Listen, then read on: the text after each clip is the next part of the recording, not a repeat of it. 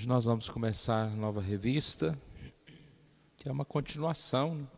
Essas revistas são estudo do Antigo Testamento. Nós vamos começar a estudar o livro de Levítico. O título da revista é De Devedores a Amigos de Deus, Expiação, Santidade e Comunhão. Na verdade, não é só Levítico, né?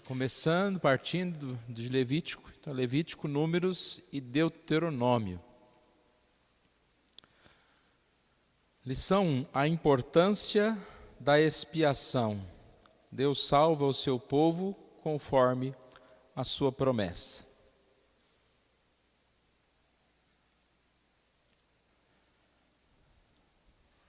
Falando um pouquinho do livro de Levítico, antes de começarmos aqui, nós percebemos que a lei, né, de Moisés, os mandamentos de Deus, estão escritos aqui. Leis a respeito das reuniões, dos sacrifícios, os deveres dos sacerdotes. E temos então os sacerdotes e os levitas. Como nós podemos ver aqui, os levitas são esses ajudantes dos sacerdotes. É uma tribo dedicada a esse serviço de Deus. Nós sabemos que hoje todos nós somos, né, servos de Deus, e então muitas coisas vão se aplicar a nós. E quando nós encontramos essas cerimônias, todos os mandamentos ali, nós podemos pensar que alguns são assim, digamos, que não tem nada a ver com os dias atuais, né? Mas sabemos que por trás de cada uma daquelas histórias, daqueles mandamentos, existe um princípio, princípios importantes para nós hoje. O livro de Levítico, para a gente ter uma ideia, está o mandamento que Jesus disse, que é o segundo mais importante. Qual que é o segundo mandamento mais importante? O primeiro é amarás a Deus. E o segundo é amarás ao teu próximo como a ti mesmo. Eu sempre gosto de citar isso, porque às vezes a gente pensa, né, aonde que está esse versículo? A gente vai pensar no Novo Testamento. E é um versículo de Levítico 19, 18. Amarás ao teu próximo como a ti mesmo. Bom, a lição começa aqui falando a respeito da questão da autoria de Moisés, né? Nós não temos nenhuma dificuldade em aceitar isso, né? Vamos deixar aberta aqui a nossa Bíblia em Levítico. Nós não temos dificuldades de aceitar isso, mesmo porque a gente percebe aqui uma sequência tão clara, né? Gênesis, Êxodo e Levítico, há uma continuidade. Nem se não tivesse mudado de nome aqui o livro, a gente acharia que continuava o mesmo, né? Então, nós não temos dificuldade por isso, mas é sempre bom aprender. Aqui a gente consegue aprender algumas coisas a respeito dessa questão da autoria de Moisés. Primeiro, Cristo confirmou Moisés como o autor ou originador da lei.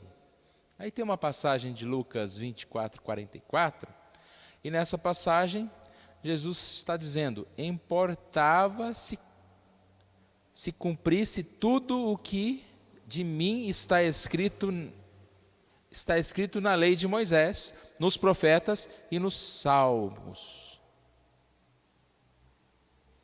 Ou seja, Jesus está dizendo que deve ser cumprido tudo o que foi dito a respeito dele na lei de Moisés, nos profetas e nos salmos. E quando se refere a esse termo lei, está se referindo à coleção de livros, que são Gênesis, Êxodo, Levítico, Números e Deuteronômio. E ele diz a lei de Moisés, então entendemos que é Moisés que escreveu. Ainda no Novo Testamento, refere-se às leis em Levítico como sendo dadas a Moisés. Mateus 8, 4, por exemplo, diz: fazer a oferta que Moisés ordenou. E está se referindo a Levítico 14, 2 e 3. E assim tem outras passagens aqui. dizendo a mesma coisa, né? Faça isso que Moisés falou, e aí é uma citação de Levítico. Moisés falou, Moisés escreveu Levítico. A segunda, aqui digamos assim, prova ou argumento a respeito de Moisés ser o escritor de Levítico, é essa conexão que nós estávamos falando há pouco. Você vira a página, é uma continuação. Por exemplo, em Êxodo, termina-se a construção do tabernáculo e a glória de Deus vindo estabelecer no Santo dos Santos. Então, toda aquela história que nós já estudamos, né? A construção do tabernáculo e a glória do Senhor. E aí, Levítico começa como? Com a regulamentação do culto dentro do tabernáculo e as ordenanças a serem observadas. E aqui a gente vê aqui como se fosse uma sequenciazinha tão importante do que vai acontecer daqui para frente, né? Vamos dizer que Deus estava lá no monte, e aí ele desce, e aí ele habita no tabernáculo, e o que vai acontecer daqui em diante? O início da peregrinação, Deus indo com eles no deserto, ele indo nessa forma aí, habitando nesse tabernáculo, né? Foi a forma que nós encontramos. E aí a gente faz uma pausa, né? Como Deus mostra através da história, através da sua palavra, esse amor e cuidado de estar sempre junto conosco. Nós vimos nas lições anteriores a questão do Éden, Deus estava junto com o povo. E aí houve o pecado, Deus não abandonou o seu povo, mas providenciou meios de salvar, de resgatar, de libertar o seu povo. E aí tem aquela visão tão importante lá na montanha, Deus falando com o seu povo. Essa aproximação de Deus, que Deus faz. E Deus sempre providenciando meios, porque Ele não poderia se aproximar de nós sem nós sermos consumidos. Ele sempre providenciando os meios. Agora o tabernáculo, que representa esse sacrifício lá dos animais, para que o povo pudesse assim se aproximar de Deus. E nós já estamos numa fase posterior, né, futura a essa de Levítico, quando Jesus Cristo veio ao mundo. Nós vamos ver isso na lição mais à frente, mas como Jesus veio, e aí nós temos essa presença do Senhor no nosso coração, por intermédio do Espírito Santo. Deus está conosco, e um dia estaremos eternamente na presença do Senhor. É o que nós podemos ver com certeza.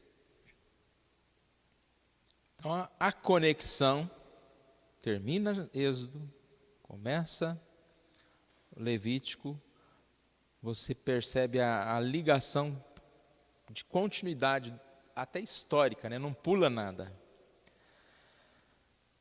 Outra evidência que está aqui é que em Êxodo 24, 4, lá está escrito: Moisés escreveu todas as palavras do Senhor.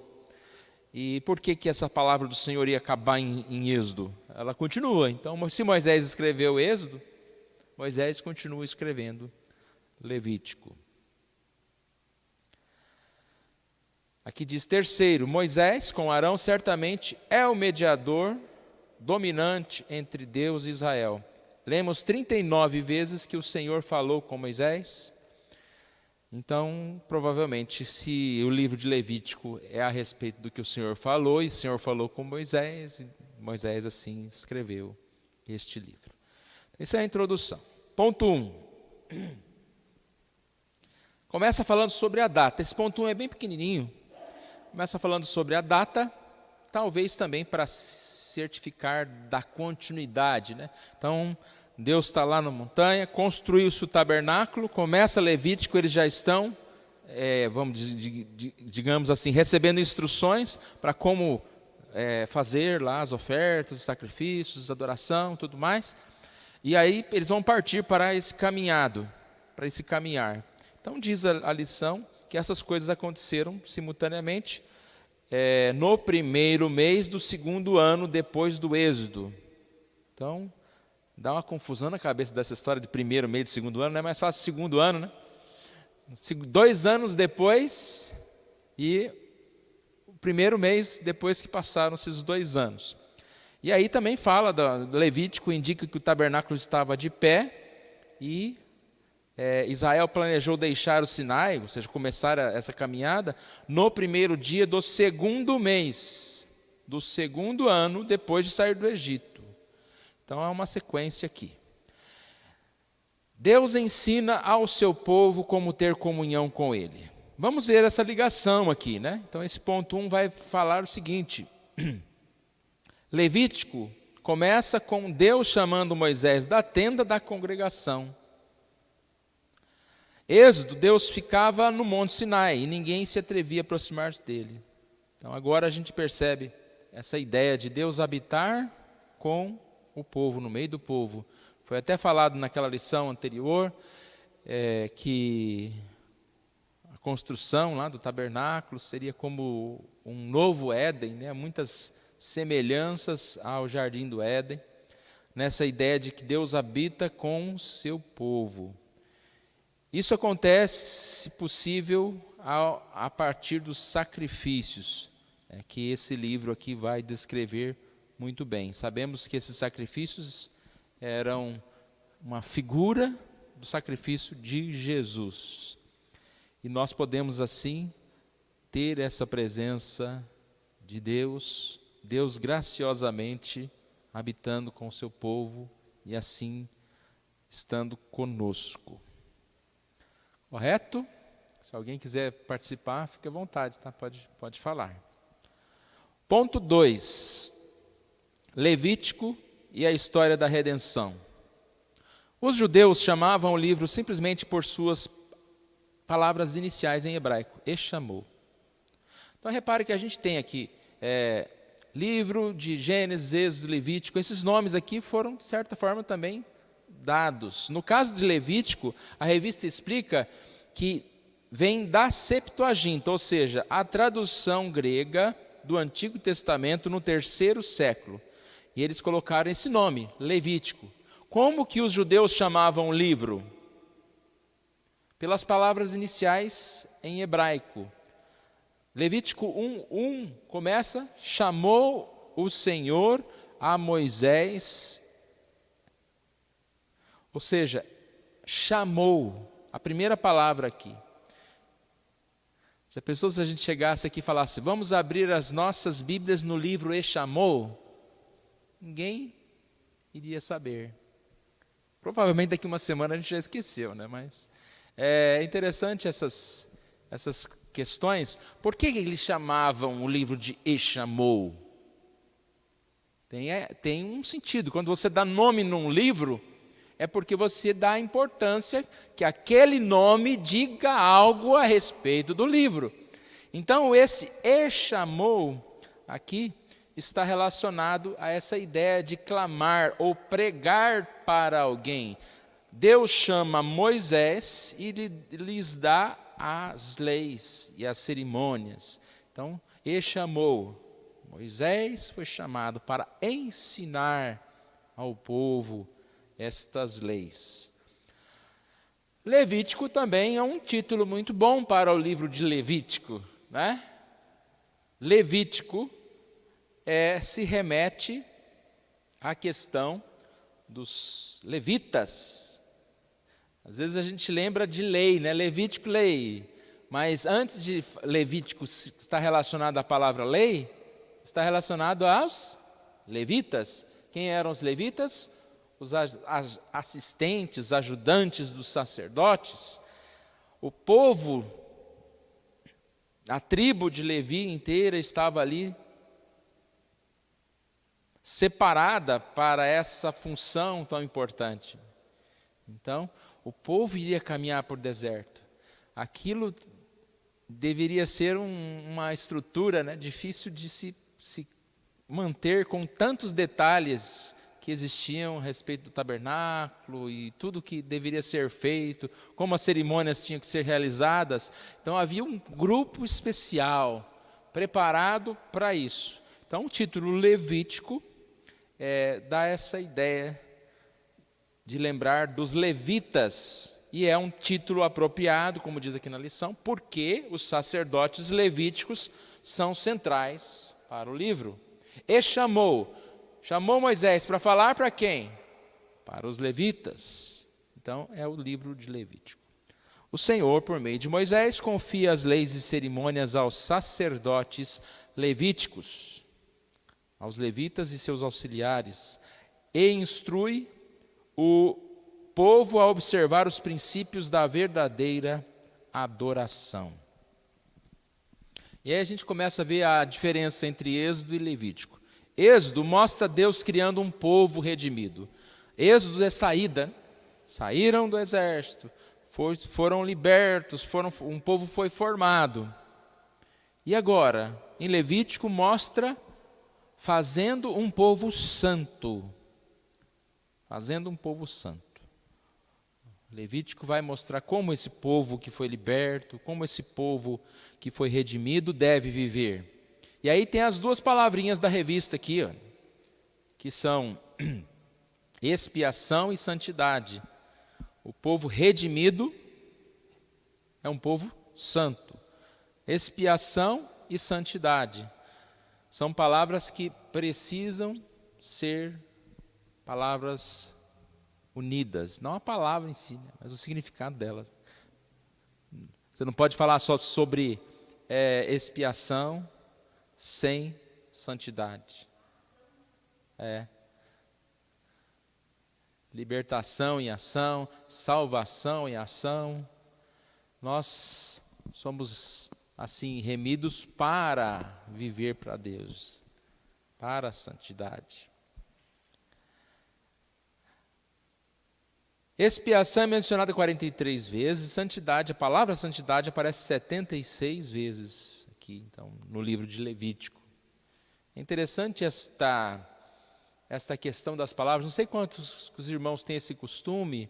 Hoje em dia é fácil você pegar uma Bíblia no celular ou no computador e você coloca uma palavra na busca e você vai perceber aquela palavra ou em toda a Bíblia ou num livro específico.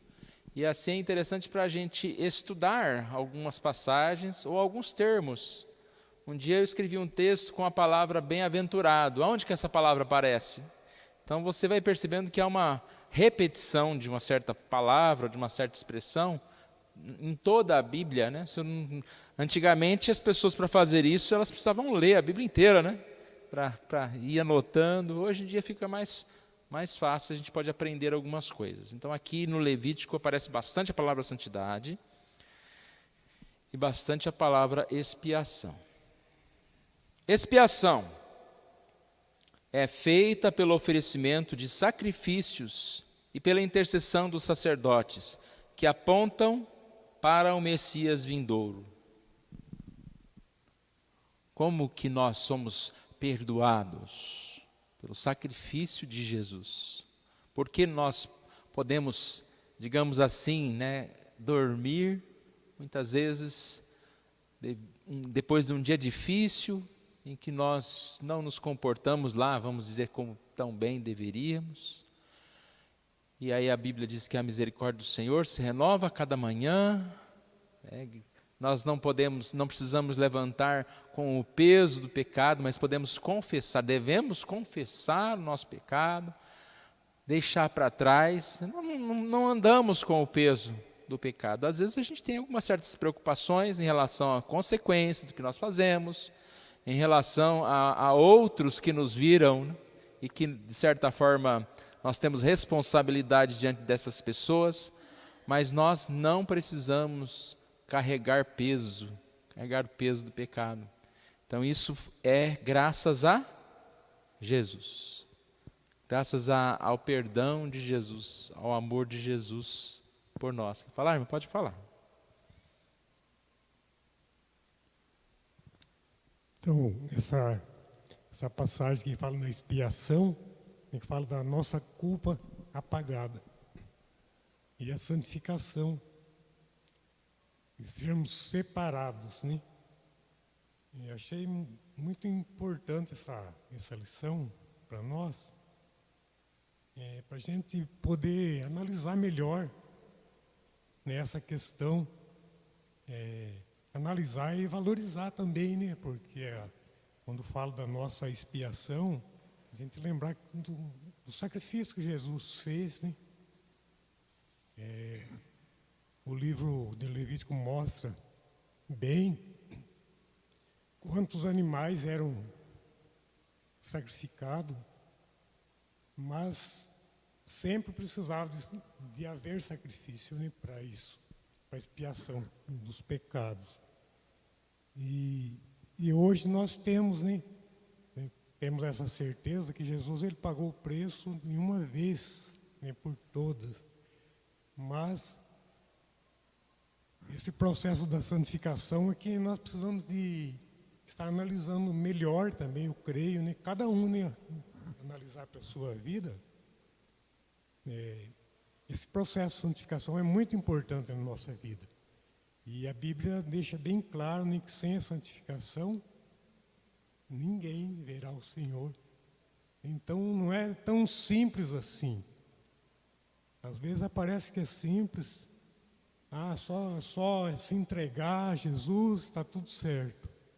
Mas a gente precisa de estar analisando que é um processo tudo, né? Nós temos que fazer sim a nossa parte, não que com aquilo que nós fizermos nós vamos ganhar a salvação. Mas é um reconhecimento, né, daquilo que Jesus fez por nós. Então nós almejamos, né, essa vida de santidade, procurar a santificação.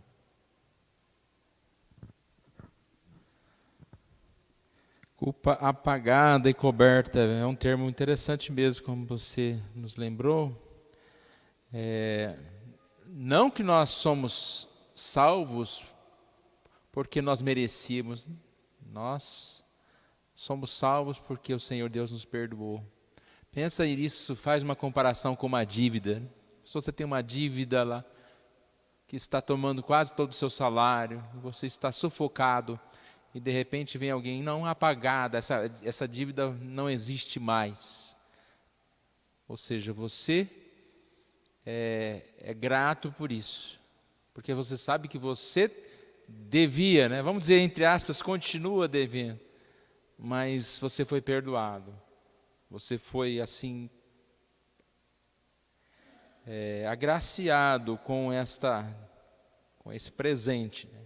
E aí a ligação, né, como foi dito, da santidade. Não há como nós entendemos uma graça que não transborda de gratidão, de alegria. Porque o nosso Deus, Ele não só nos agraciou. E é bem essa ligação de Êxodo com o Levítico. Porque em Êxodo a gente viu um povo que foi liberto, um povo que foi separado, um povo que foi assim, liberto dos maiores perigos, né, de morte. Eles foram salvos do Egito, da escravidão. E agora o Senhor não fala, vai, faz o que vocês querem, não. Agora eu vou ensinar vocês como vocês devem seguir, o que vocês devem fazer.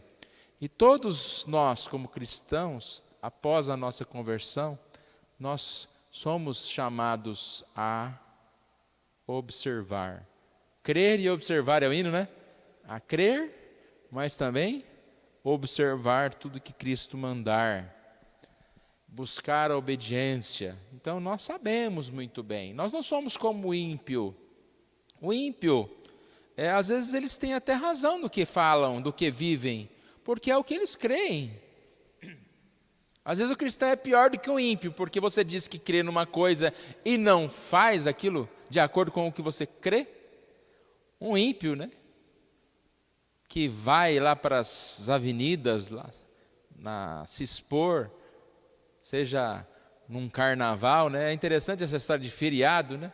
Feriado de Corpus Christi, um feriado cristão, evangélico não, um feriado cristão que está celebrando. Não, a gente não celebra, né? Corpo de Cristo. A gente não entende que a Santa Ceia não é uma transformação, não é o corpo de Cristo. A gente não celebra o corpo. Nós sabemos que Cristo está nos céus, mas é um feriado, entre aspas, cristão. Aí você vai olhar o que está acontecendo no feriado, nem é bom falar, né?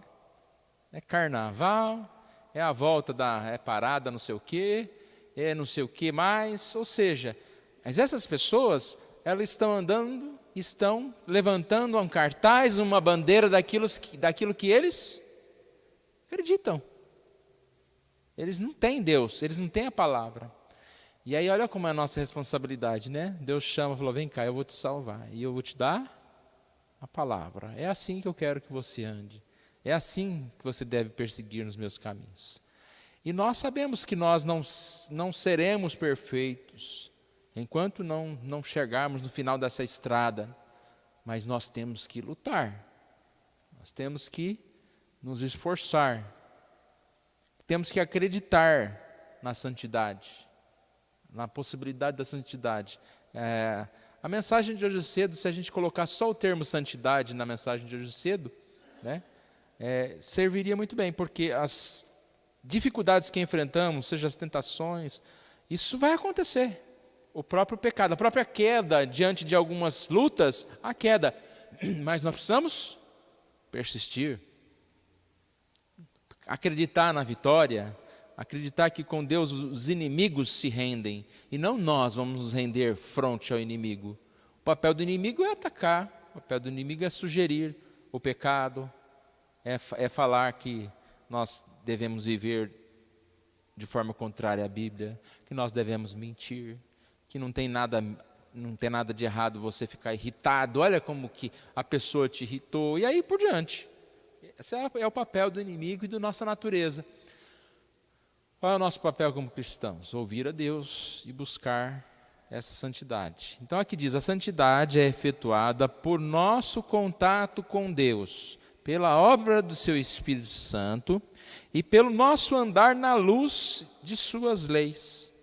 Isso nos torna consagrados a Deus. Isso nos torna consagrados a Deus. Ser santo, ser consagrado, separar-se para Deus. Aí na sequência desse ponto, esse ponto é um pouco maior, né, o ponto 1, ele vai dar 2 exemplos aqui, em relação do Levítico, né, os temas que são vistos aqui em Levíticos, no uso de tipos, e depois ele fala a questão de Levítico ser como sombra. Então vamos ver o que ele quer dizer com essa ideia de tipos. Tipos são exemplos, modelos, uma figura. As leis, as cerimônias são profecias que encontram seu cumprimento em Cristo e no Evangelho. São auxílios visuais, então são figuras visíveis de algo que nós hoje vemos espiritualmente. Toda figura é importante, símbolos. A gente está estudando quarta-feira sobre a confissão de fé, e nós começamos falando o que são símbolos de fé. O símbolo é algo que aponta para um outro mais importante. Então, quando você vê esse pedestal, agora que os irmãos já acostumaram, você sabe que isso aqui é um lugar de pôr microfone. É uma coisa que lembra a outra, que te remete a outra. E esses símbolos de Levítico, quando estudados com essa visão, não é que a gente vai lá montar um tabernáculo e etc, etc. Mas os símbolos nos remetem a Cristo. Lembra na outra lição que nós falamos que o tabernáculo ele tinha a medida do estrado, que era dos pés dos reis, mostrando que Deus é o nosso rei. Então, são símbolos que vão nos remeter a algumas coisas importantes. Outra coisa que a gente pode ver como tipo, como exemplo, é o exemplo de como aqueles irmãos reagiram, do que aconteceu com eles e do cuidado que nós devemos ter em relação à vida. 1 Coríntios 10, 6 a 11. Não, 6 a 11 não, 6 e 11. Abra sua Bíblia lá em 1 Coríntios 10, vamos ver um pouquinho aqui. A ideia é mais ou menos assim. Você precisa ser picado por uma cobra para saber que aquela picada da cobra vai doer e que determinada cobra tem um veneno mortal? Não necessariamente. Se você tem um pouquinho de conhecimento a respeito da cobra, você já sabe que outras pessoas foram picadas por aquela cobra e morreram, que o veneno é assim, assim, assim, que acontece assim, assim, assim. É assim que o médico trata um paciente, né? Ele sabe o que aquele paciente está passando, porque outros tiveram o mesmo trauma. Foi picado por cobra tal, então vamos aplicar tal antídoto lá que vai fazer com que ele seja curado. Então é a ideia da experiência. O que eu estou querendo dizer com isso? Em 1 Coríntios 10, deixa eu abrir a Bíblia aqui. Atos. 1 Coríntios 10, nós encontramos uma passagem muito importante, falando sobre exemplos da história de Israel. É como se Paulo estivesse falando, aprendam com os exemplos. E quando a gente aprende com exemplo, é com acertos e com erros. A gente falou aqui várias vezes como o povo de Israel pecou, como eles erraram. Aprendam, não aprender para fazer errado, né? Aprende com eles, para não fazer igual. Ora, irmãos, não quero que ignoreis que vossos pais estiveram todos sobre a nuvem, todos passaram pelo mar, tendo sido todos batizados, assim na nuvem como no mar, com respeito a Moisés. Todos eles comeram de um só manjar espiritual e beberam da mesma fonte espiritual, porque bebiam de uma pedra espiritual que nos seguia, e a pedra era Cristo. Então olha aqui, positivamente está falando que eles andaram pelo deserto, eles foram guiados, eles foram protegidos, eles comeram do manjar, e eles estavam assim participando de Cristo. É o tipo, é o modelo. Aí vem a parte, entretanto, versículo 5, 1 Coríntios 10, 5. Deus não se agradou da maioria deles, razão porque ficaram prostrados no deserto. Ora, estas coisas se tornam exemplo para nós. Olha a ideia aqui do exemplo. Exemplo negativo aqui agora. A fim de que não cobicemos as coisas más como eles cobiçaram. Não vos façais, pois, idólatras, como alguns deles. Porquanto está escrito, o povo sentou-se para comer e beber, e levantou-se para divertir-se. E não pratiquemos imoralidade, como alguns deles o fizeram, e caíram num só dia 23.000.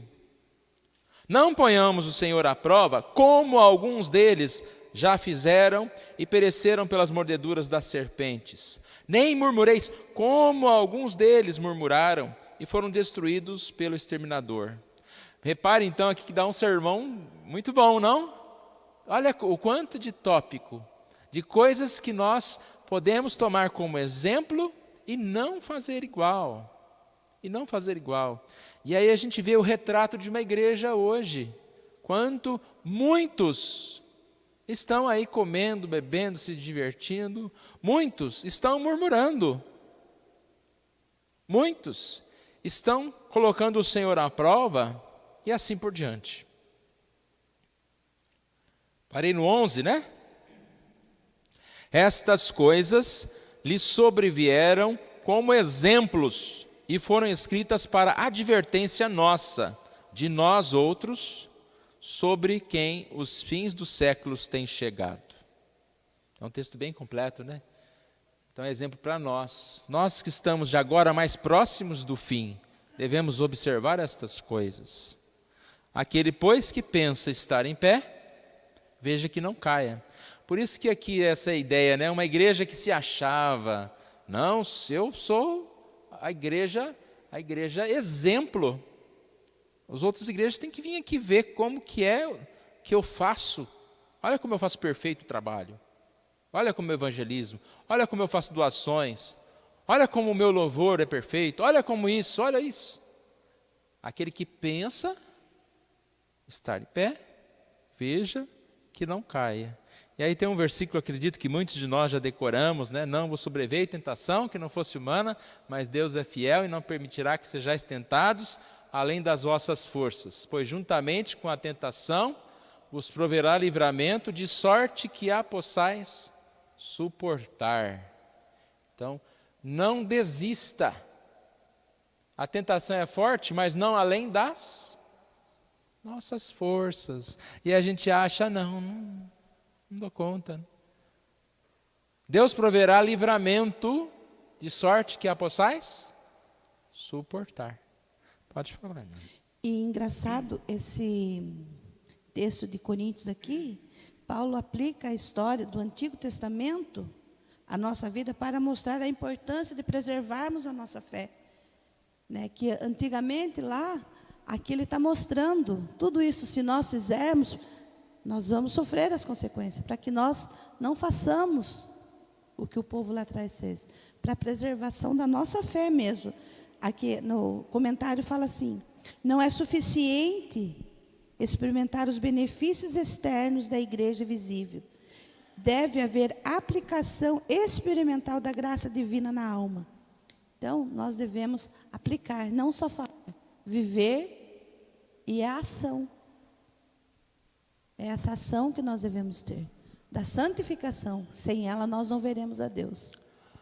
Uma coisa interessante que eu pensei agora, quando a gente lê esses textos, parece que era até mais fácil ser crente naquela época. Por que eu estou dizendo isso? Deus aparece numa montanha, algo tão real, não? De repente tem um tabernáculo, algo visível, sacrifícios, as instruções de Moisés. Você tinha Moisés, você tinha Arão. Não adiantava não é?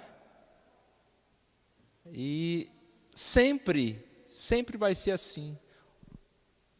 Eles lá do passado poderiam olhar para cá, não porque já morreram, né? Mas poderiam olhar para cá e dizer, agora é fácil. Jesus já veio, olha, é provado, Jesus veio, ressuscitou. E agora vocês têm o Espírito Santo habitando no coração de vocês. É fácil, né? A gente tem o Espírito Santo que guia, Deus fala, vai por aqui. E a gente faz o quê? Senhor, vai por ali. Nós lutamos, a luta continua, a luta é a mesma. Por isso que há essa comparação, sempre haverá comparação. E nós devemos aprender, e não precisando fazer o mesmo que os outros fizeram, mas aprender sendo diferente. A outra palavra aqui é a palavra sombra. Então, dei um exemplo aqui, eu achei interessante, né? Que a sombra significa uma imagem projetada por um objeto que representa a sua forma.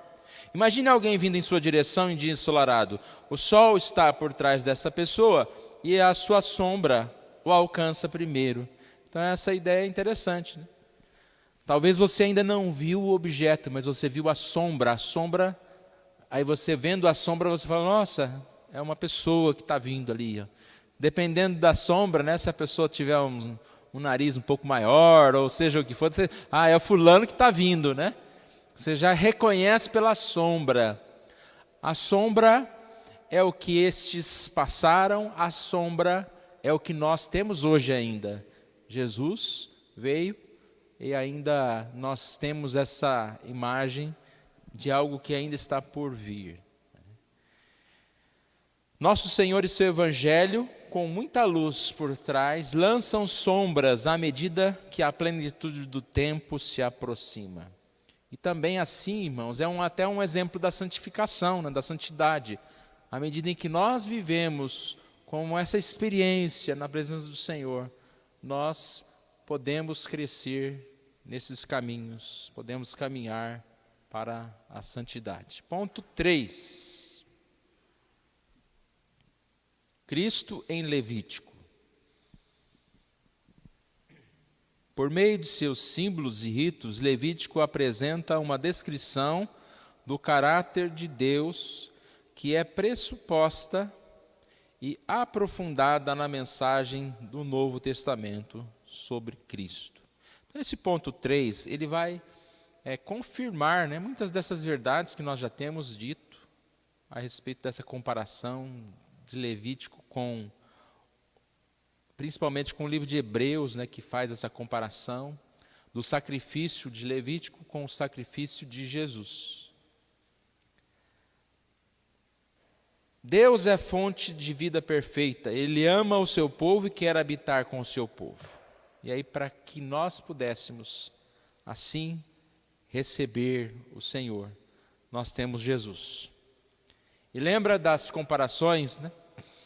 Deus no Éden, Deus no tabernáculo, Deus vindo à terra. E há um momento mais especial ainda, quando Jesus se fez carne, o Verbo se fez carne e habitou entre nós. Jesus na terra. Aí da comparação que eu fiz agora há pouco, né? Alguém poderia falar, imagina você viver nos tempos de Jesus. Como não se converter? Jesus pregava e você não se converter. Como?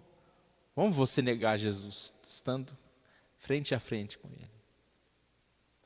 Mais uma situação, né?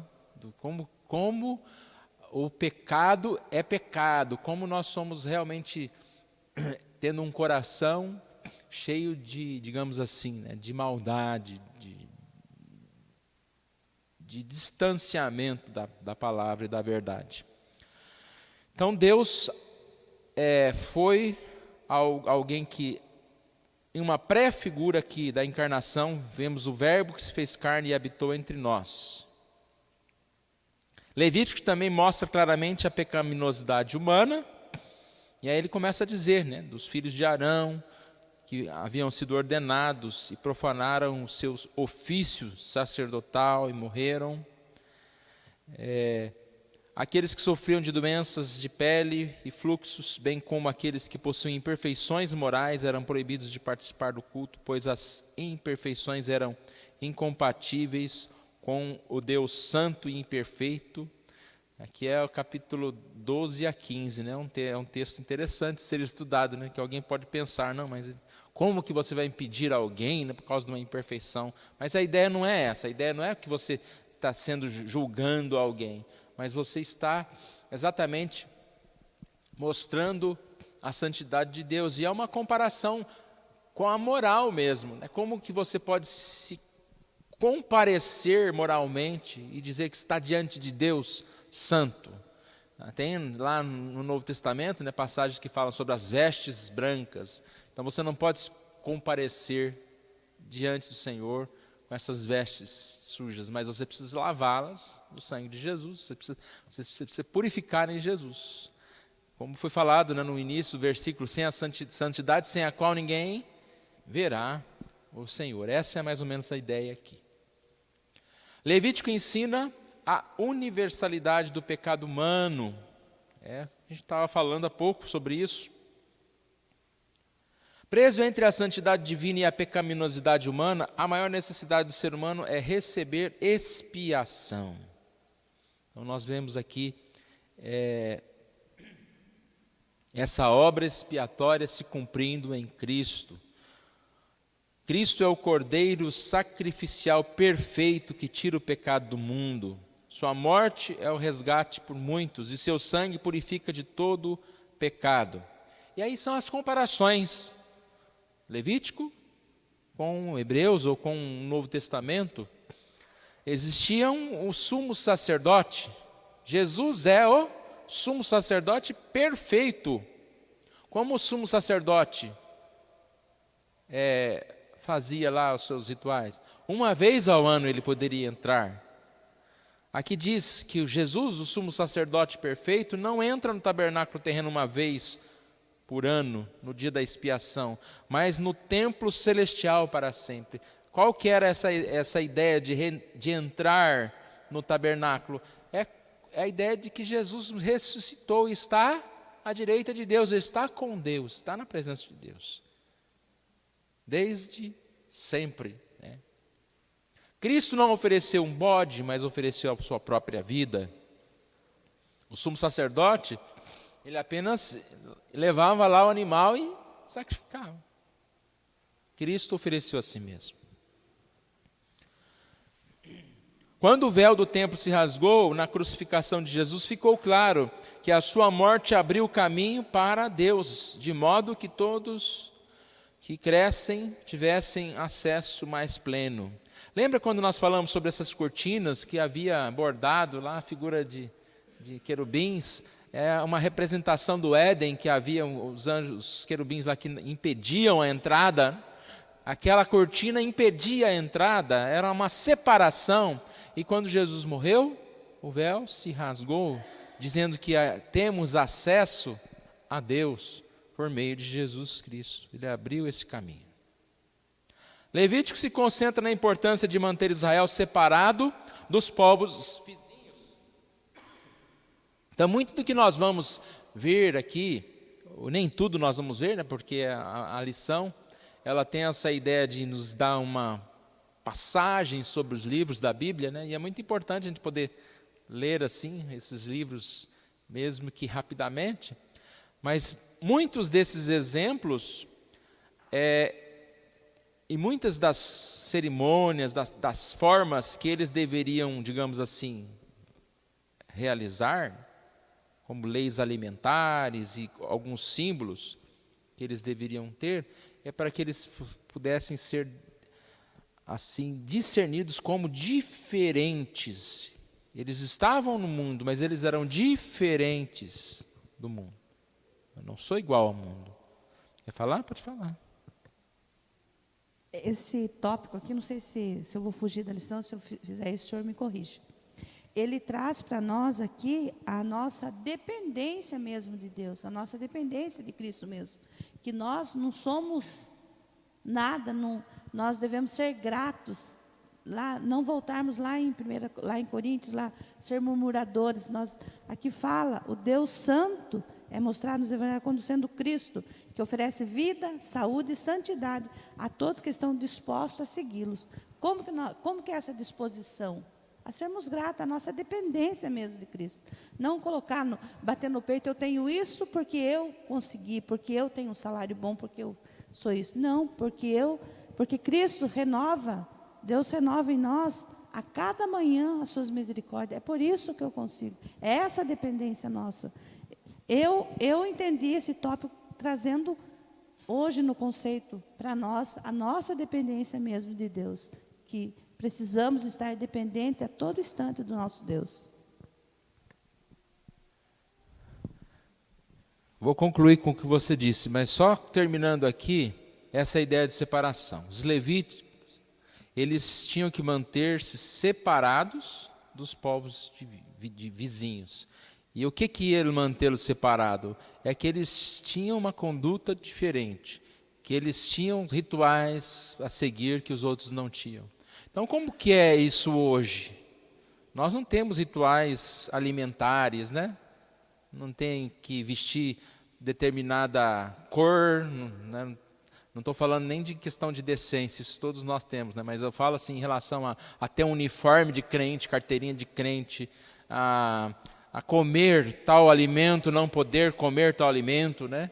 Eu tenho que usar véu, eu não tenho que usar véu. Essas coisas eram passadas. A ideia que permanece é que nós somos um povo diferente, santo. Ontem eu vi o pastor Heber Campos Júnior colocando uma comparação da canoa, né? Acho que foi no Instagram dele, ele colocou lá a figura de uma canoa e um texto pequeno falando que a canoa está onde? Onde que é o lugar da canoa? Na água, no rio. Não há nada de errado a canoa estar indo de um lado para o outro. Aí ele fala, nós, onde que é o nosso lugar? No mundo, não há nada errado de nós estarmos no mundo. Agora, a partir do momento que essa água começa a entrar dentro da canoa, aí o problema começa. A partir do momento em que nós permitimos que as coisas do mundo venham tomar conta da nossa vida, algo está errado. E aí todo mundo sabe o que acontece, né, com uma canoa cheia de água. Vai afundar. Eu não lembro o texto totalmente, é um texto que tem algumas coisas a mais do que isso que eu falei, mas a ideia central é essa, é um exemplo muito, muito importante para nós. Nós estamos no mundo, mas nós somos diferentes. Somos diferentes em várias situações, e aqui as leis alimentares, os princípios aqui que eles deveriam viver, era para exatamente manter Israel separado dos povos dos povos vizinhos. O Deus Santo de Levítico é mostrado nos evangelhos como sendo Cristo e oferece vida, saúde e santidade a todos os que estão dispostos a segui-lo. Então aqui tem um pouco a ver do que você disse, né? Que é Deus nos oferece vida, saúde, santidade. Deus nos oferece tudo que nós precisamos para viver. Isso nós vamos encontrar nesse livro de Levítico, na mensagem de Deus. Conclusão. Os sacrifícios, o holocausto, era uma descrição clara, mas imperfeita do sacrifício definitivo de Cristo. Sacrifícios de animais não puderam remover o pecado. Até naquela época, né, apontava já para Cristo. Cristo sim, Cristo morreu e é suficiente para nos perdoar. Aplicação. A peculiaridade do holocausto era que o animal inteiro era colocado sobre o altar, simboliza congregação total e completa. Tudo é dado ao Senhor e nada é levado de volta. Integral, né? O sacrifício inteiro. A gente é tentado a oferecer partes da nossa vida, como aquela casa que tem um cômodo outro fechado, que você não pode receber visita ali não, né? A visita pode ir só na sala, no lugar tal e tal. A nossa vida não pode ser assim. Jesus tem que habitar na nossa vida de forma geral. Isso nos dá testemunho da dedicação total de Cristo, que se entregou como sacrifício de aroma suave, e da consagração do crente ao Senhor de sua vida, em vista do Evangelho da Graça. A queima de tudo sobre o altar não teria sido um aroma agradável a nós, mas sim a Deus. Desse modo, colocar nossa vida sobre o altar da consagração pode às vezes ser desagradável para nós, mas é agradável ao Senhor. Sacrifício não é agradável, né? Mas é agradável ao Senhor. E se torna agradável a nós, à medida em que nós experimentamos, né? Algumas coisas são difíceis no começo, mas quando nós sabemos que estamos trabalhando em prol de algo importante, nós nos alegramos. E assim a nossa vida, a nossa santidade, né? Eu não quero isso, mas à medida em que é a vontade de Deus, eu devo dedicar. A palavra sacrifício é dura. Romanos lá fala: apresentei os vossos corpos, sacrifício vivo, santo e agradável. Apresentar a nossa vida, né? Não vos conformeis com esse século, mas transformai-vos. E apresentando assim a nossa vida. Como que nós podemos fazer isso? Pela renovação da nossa mente. A mente renovada pela palavra, pelo Espírito, pela comunhão com Deus. Assim nós crescemos no caminho do Senhor. Terminando aqui a aplicação. Tendo em vista o sacrifício de Cristo, como você está se oferecendo como sacrifício vivo a Deus? Que Deus assim nos abençoe.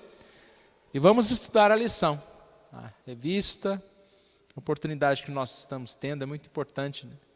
De estar lendo esses livros, fazendo esse resumo assim, né, da Bíblia.